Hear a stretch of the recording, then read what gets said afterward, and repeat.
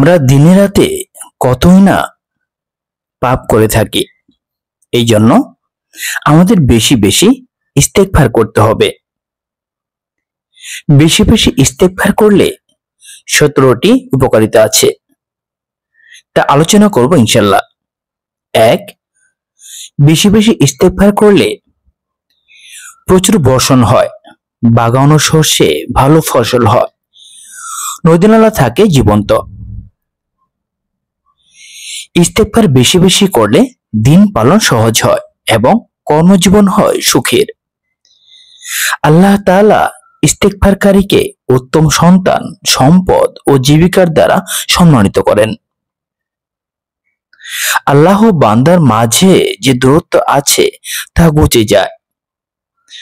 ইস্তেগফারকারীর কাছে দুনিয়াকে খুব তুচ্ছ করে দেওয়া হয়।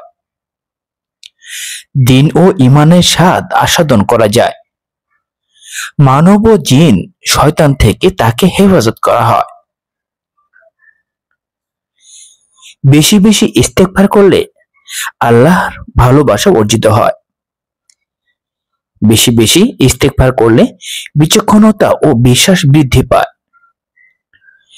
ইস্তেগফার বেশি বেশি করলে দুশ্চিন্তা, পেরেশানি দূর হয়। ইস্তেগফার করলে বেকারত্ব দূর হয়। আল্লাহ তাআলার নৈকট্য অর্জিত হয়। তার তওবার কারণে আল্লাহ আনন্দিত অর্থাৎ খুশি হন। বেশি বেশি ইস্তেগফার করলে মৃত্যুর সময় ফেরেশতারা তার জন্য সুসংবাদ নিয়ে আসে। হাসরের মাঠে মানুষ যখন প্রচন্ড গরম ও ঘামের মধ্যে থাকবে, তখন ইস্তেগফারকারী থাকবে আল্লাহর আরশের ছায়া তলে। বেশি বেশি ইস্তেগফার করলে মন্দ কাজ থেকে বেঁচে থাকা যায়। কিয়ামতের দিন মানুষ যখন অস্থির থাকবে, ইস্তেগফারকারী তখন ডানপন্থী মুত্তাকিনদের দলে থাকবে।